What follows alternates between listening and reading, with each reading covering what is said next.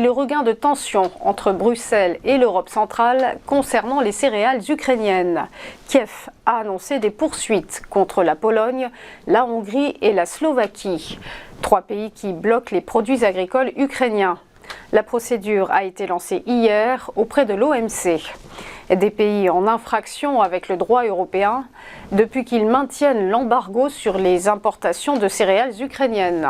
Entrée en vigueur en avril, la mesure de la Commission visait à protéger les agriculteurs de ces pays, ainsi que ceux de la Roumanie et la Bulgarie, ces derniers étant submergés par les importations de blé, maïs, colza et tournesol ukrainiens. Mais la levée des restrictions a déclenché la rébellion de Varsovie, Budapest et Bratislava. C'est une déclaration de méfiance totale à l'égard de la Commission européenne, a commenté le vice-ministre ukrainien du développement économique au sujet des 3 pays récalcitrants. On poursuit avec la Banque de France, plus pessimiste que Bercy pour ses prévisions de croissance. L'institution table sur une hausse du PIB de 0,9% pour 2024 contre 1,4% pour le ministère. Un décalage de 0,5 points, soit 12,5 milliards, et donc un pavé dans la mare pour Bruno Le Maire, à quelques jours de la présentation de son budget. En outre, selon la Banque de France, le taux de chômage repartirait à la hausse, atteignant 7,5% avec la disparition de 60 000 emplois. Une bonne nouvelle cependant concernant l'inflation. En dépit du rebond des prix de l'énergie, elle continuerait de reculer à 2,6% en 2024 contre 5,8% cette année. L'objectif de 2% d'inflation étant prévu pour 2025. Revenons enfin sur le lundi noir vécu hier par la Société Générale. 2 milliards d'euros de capitalisation effacée et un plongeon vertigineux de 12% suite à l'annonce d'un nouveau plan stratégique pour 2026.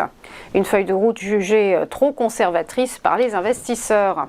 Présentée à Londres par le nouveau directeur général, Slawomir Krupa, le plan vise à améliorer la rentabilité dans un secteur bancaire où la Société Générale apparaît à la traîne. Pour y parvenir, un plan triennal de 1,7 milliard d'euros d'économies est annoncé, ainsi qu'une faible croissance des revenus, entre 0 et 2%. Par ailleurs, Krupa ambitionne aussi d'accélérer la décarbonation de ses activités en réduisant de 50% par rapport à 2019 son exposition au gaz et au charbon d'ici 2025. Rendez-vous manqué donc avec cet excès de prudence sanctionné sur les marchés. On passe au point bourse justement avec des places européennes qui ont fortement tangué hier sous l'effet de l'envolée des prix du pétrole. Le CAC 40 a décroché de moins 1,39% et s'établit à 7276 points, alors que Francfort a cédé moins 1,05% avec un DAX à 15 727 points. Le FTSE londonien, quant à lui, a perdu moins 0,76% à 7 652 points. En ce qui concerne le MIB de Milan, il a abandonné moins 1,07%. Et du côté de Madrid, l'IBEX a rendu moins 0,71%. Outre-Atlantique, en revanche, calme plat à Wall Street en attendant la réunion de la Fed. Le Dow Jones est resté inchangé, plus 0,02%. Stabilité aussi pour le S&P 500, plus 0,07%.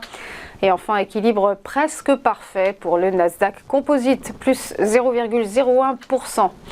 Et pour être tout à fait complet, sachez que le Nikkei, l'indice de Tokyo ce matin, a clôturé en baisse de moins 0,87%. Voilà pour les news, on va marquer une première pause et on va se retrouver juste après pour ChronoCAC. A tout de suite.